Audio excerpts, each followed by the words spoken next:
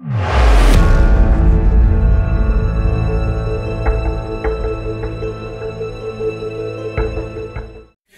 to episode 11 of my 20mm World War II review series. So today we're going to be looking at Newline Designs. So Newline Designs have 10mm, 20mm and 28mm. God, that was a bit of a tongue tie. They have different eras from different conflicts. So you've got like the 18th century, American Civil War, then you've got colonial, so Zulu War and Sudanese War, as well as the Napoleonics and World War II, amongst other conflicts as well. So in the World War II section, we have the British, the German and Russian. As you could probably tell by that previous shot, the World War II miniatures primarily focus on the early war period, which isn't a bad thing. There's a lot of late war miniatures out there, so to have early war World War II miniatures is definitely a good thing.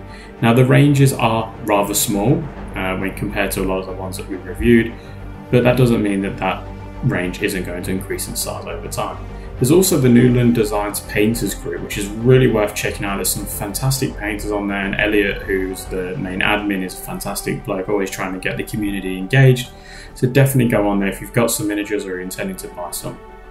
So these are the samples that were sent to me. Unfortunately, no World War II ones. Now that isn't a Newline Design fault, that was me not asking for any samples, but they did send me a whole heap of different eras. So we're going to be looking at the ancients to start off with, and they are all 20mm. So we've got some Roman legionnaires here, and you can see that they're in the attacking pose. So they've thrown their spears or pilums, and then they've got their swords out at the ready with their Caesarean shields, so the ones that are very iconic. I believe my history teacher had one of those in our history class as well.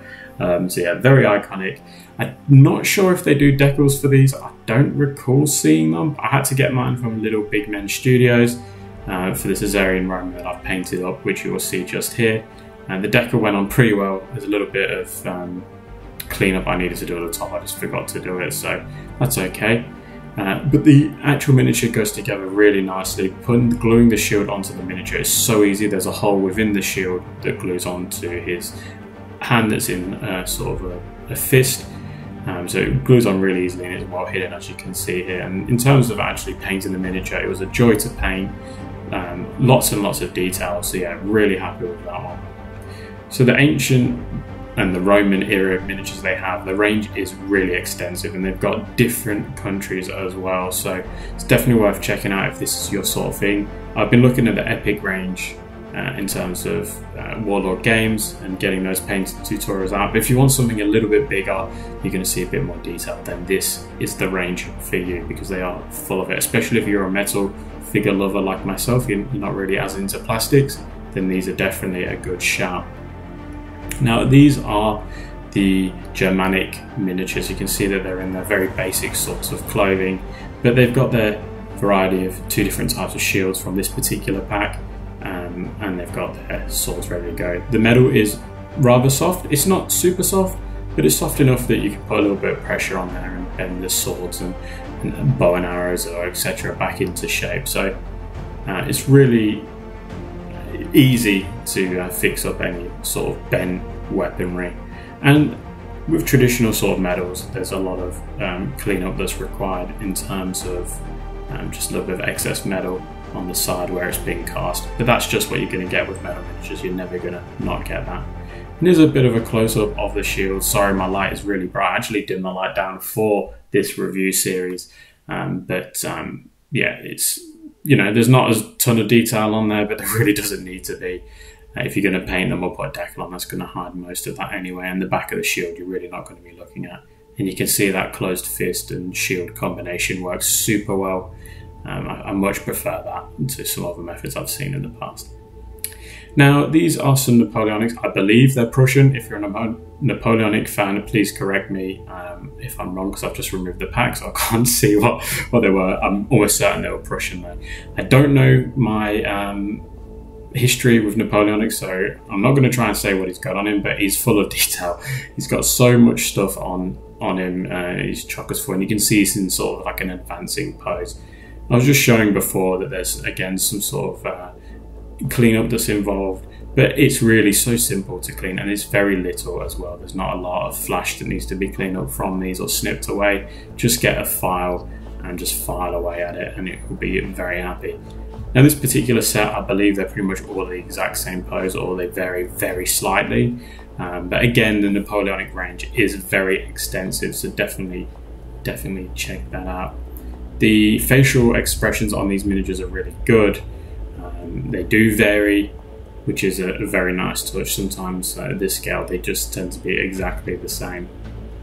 Now this is an AB Napoleonic, because I know a lot of you probably have got AB Napoleonics.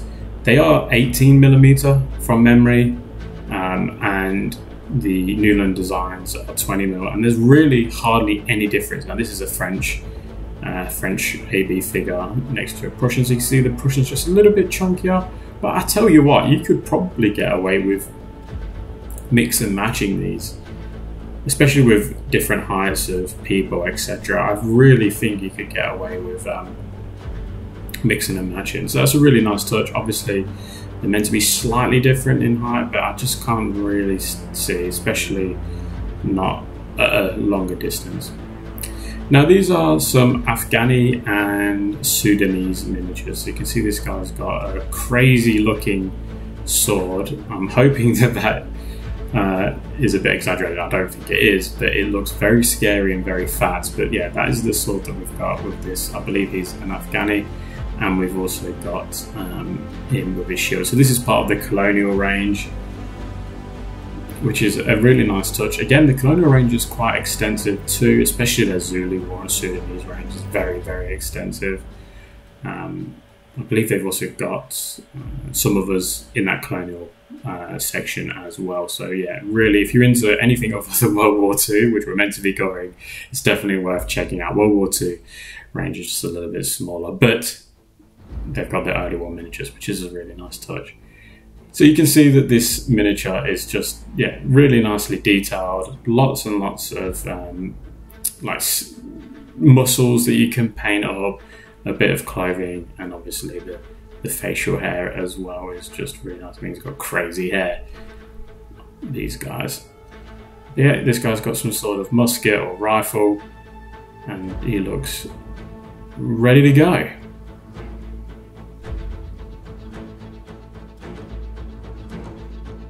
Now we can see, I was just seeing a lot of these, I think there's two of the same poses in this set, or they're very similar, but these are the Sudanese, I believe, or I've got this the wrong way around.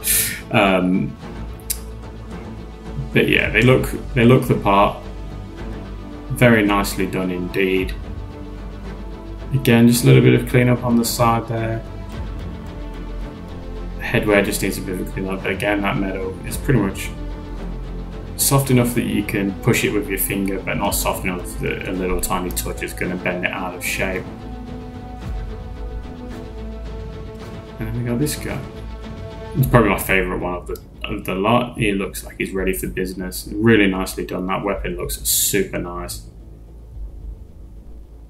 And then we've got the Zulus and the Anglo-Zulu British. Anglo-Zulu War British, so they're British colonials, so these are the redcoats. So you can see that they're all four of the exact same pose in this one, so this is them just firing, but chock-a-block full of detail. As I've been mentioning, the rifle is really nicely done, the equipment that he's carrying is really nicely done, the facial features are really nice, the helmet is really nice, so yeah, very nice indeed. And with very little cleanup. Even between the legs, there's not a lot of excess metal that you need to clip away or anything like that. So it's going to be making the process of getting these ready for painted just that little bit easier. There's nothing worse when you're rush to get something painted, but you've got to spend 10 hours bloody filing away bits of excess metal, etc. In fact, you don't have to do that on this range of miniatures. It's really great. You can see that they look exactly how you'd expect them to look, getting ready to fend off those Zulu attackers, or what the British Sea attackers. And then we've got the Zulus. So I believe these are probably chiefs or some sort of warriors. Again, this isn't my bag, if you will. Again, World War II is more my thing, but they look the part. They've got their shields as well as a variety of spears. I believe the spears that they've included on there are different types. Now, I do know that the shields are called something else as well as their spears, but I'm not even going to attempt to pronounce it just because I'll probably get it wrong and I'll be the laughing stock of the community, as I usually am. So this particular range, he has an open hand for his spear as well as the closed fist for the shield to go between. Now, there isn't a hole between the shield. There is a cutout where in the middle of the shield for you to place his closed fist inside of. Then we got a couple more launching a spear or throwing this sort of arm up in the air with spear in like a sort of scary manner. Plenty of detail. So yeah, I'll definitely say these are some sort of chiefs for the Zulu regiments. And then we've got some guy pointing with what would be his spear with all of the correct gear on. And then here we go. So this is an AB figure on the right, World War II SS next to the British miniature from Newline. And you can see the 20mm almost stack up identical, sort of an identical height. So if you get their World War II range, they're going to mix really nicely with AB figures. Now I'm going off AB figures purely because that's what I had at hand. Again, another tongue twister. But I used a Newline Designs head on this particular guy as well from AB figures, just to see, do they really match up nicely?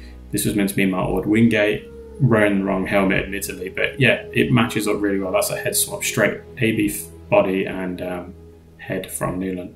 Now, if you want to see some more of these Newline Designs but painted up and a lot more of them, check out the Little Lances page. It's run by a chap called Jamie. He's a fantastic bloke, a fantastic painter too, and he's constantly posted some amazing miniatures that he's painted up from Newline Designs. So it's really worth going and checking that page out, and I've left a link to that in the video description. Now, how do I rate Newline? I rate Newline 26 out of 30. Level of detail 9, casting quality 8.5, and overall satisfaction 8.5.